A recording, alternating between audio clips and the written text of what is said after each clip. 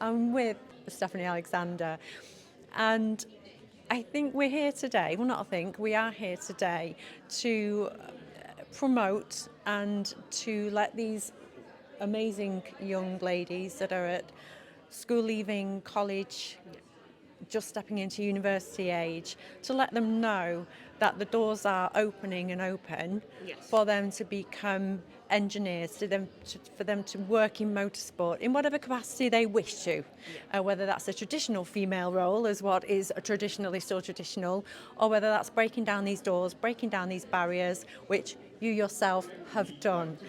So can you explain how exactly you have done that? What is your role? What do you do? So what I do is I'm a race marshal.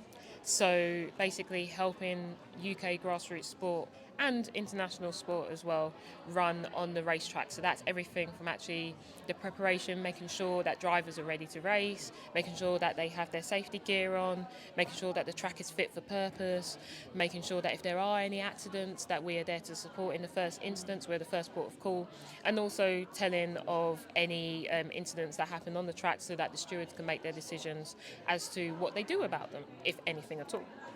Okay, so how long have you been a marshal? 2 years actually. So I started in January 2022. And I fell in love with it straight away, and it was one of the wettest days I've ever done, but I was like, I actually still want to do this. And then over time I've now done nearly 30 race days. Wow. Since then, so and I'm on track to do another 14 this year, so yeah, it's Where really. was that first race? Where was it?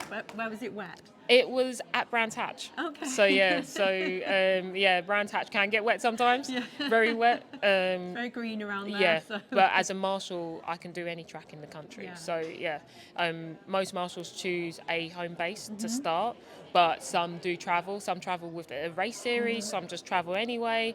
I do travel depending on the race series and also depending on how I'm feeling that day. So yeah, it's a really good experience. You can travel overseas with this, can't you, as well? Yes. So there's a grading system and a qualification system that allows you to be able to travel overseas as well. So I've just achieved mine.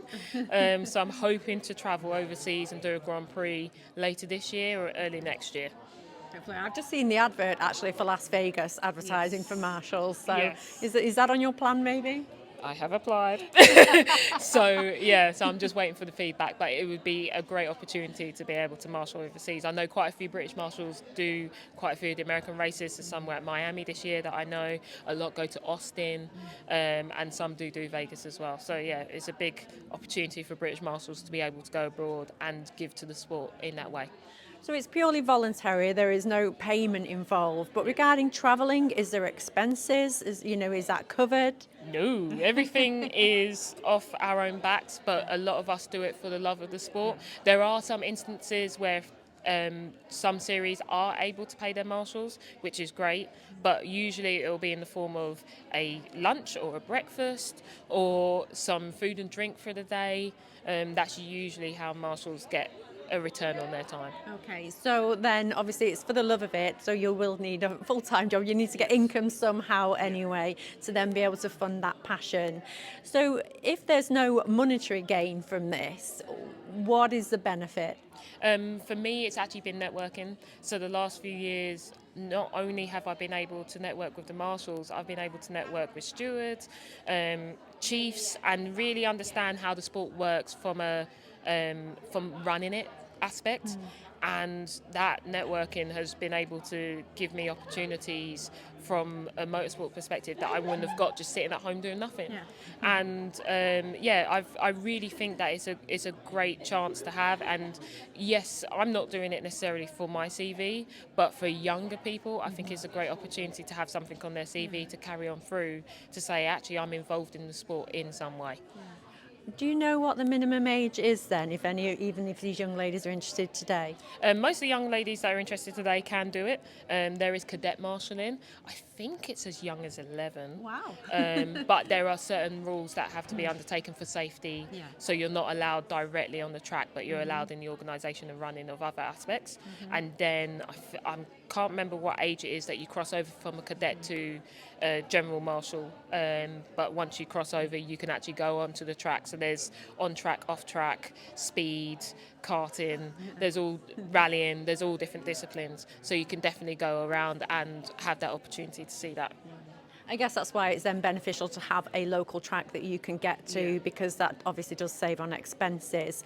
They do offer taster days as well, don't they? So in case that somebody out there might be interested but isn't quite sure, doesn't know if they want to commit, they do actually host taster days. They do. So there will be taster days usually at every race meeting. If you put in for a taster day in advance, we'll give you an opportunity to have a buddy for the day so that you can go around the track, see all of the roles as well, not just the roles that you've assigned to, so that you get an understanding of what marshalling is, and then from there you can decide whether you want to do it on a more permanent basis, let's say, than just, or if you don't want to do it and you're not interested, that's okay too. But it's a chance for you to find that out before you go full hog and really get into it. Yeah. I think maybe from my point of view, if anybody here today or anybody that's watching this online isn't quite sure what kind of role that they would like to do in motorsport, they're just very, very passionate about motorsport and they know they would like a career in it, I'm kind of thinking that being a marshal would be a really great benefit to that, because if you are in and around paddocks and the track, you might actually see something or see somebody doing a job and you might actually think, what's that job? What are they doing? Yeah, you do. You get a chance to see the race teams in operation. You get to see how they work, what they're looking for, the rules and regulations that actually come behind the sport, because we have to police that. So it's really important that you get to see everything, and there's so much more. I keep saying to people, there's so much more to motorsport than just the engineering side. And as a marshal, you are exposed to all of that. So it is a really great opportunity. But you also have to remember, the racing is great, but you're not necessarily there to watch the racing. You are there to make sure that the racing happens. So yeah, I always make a reminder of that yes, you will see racing, but you are not there to watch it. You are there to make sure that it is able to happen. Exactly. That is the one thing about working in motorsport.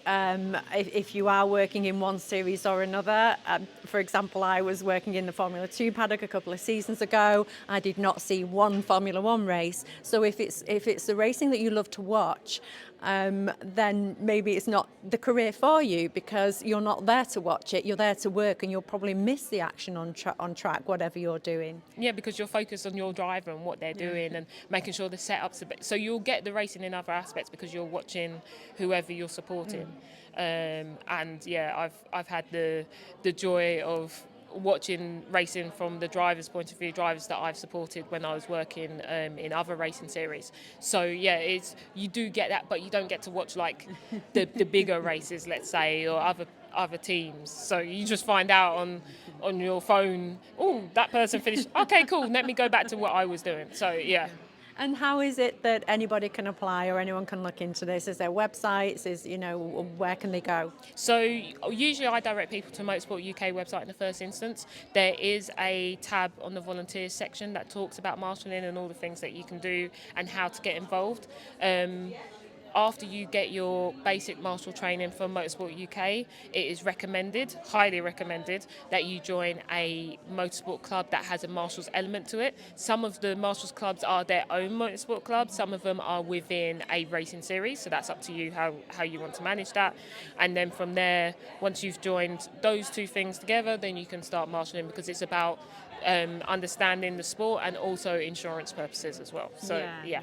And really, because it's voluntary, I guess you can do as much or as little as you want to. Yeah, so I believe it's only a minimum of 2 days a year now. So you don't have to make a big commitment. I like to do roughly at least 8 days a year, just because it gives me joy.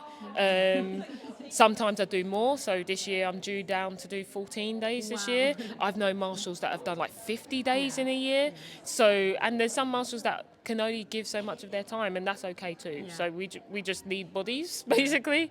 And more female bodies. And yes, there's Brands Hatch is a good circuit for women representation. We actually, I think, a couple of years ago we outnumbered the men in the pit lane. Eventually. So yeah, and there's a photo somewhere of all of us.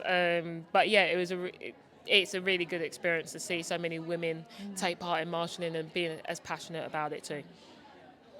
Well, thank you very much for that. Now, there's going to be a part 2 to this because I'd like to ask you a few more questions that's not Marshall related, really. So we'll call that part 1 and then come back for part 2.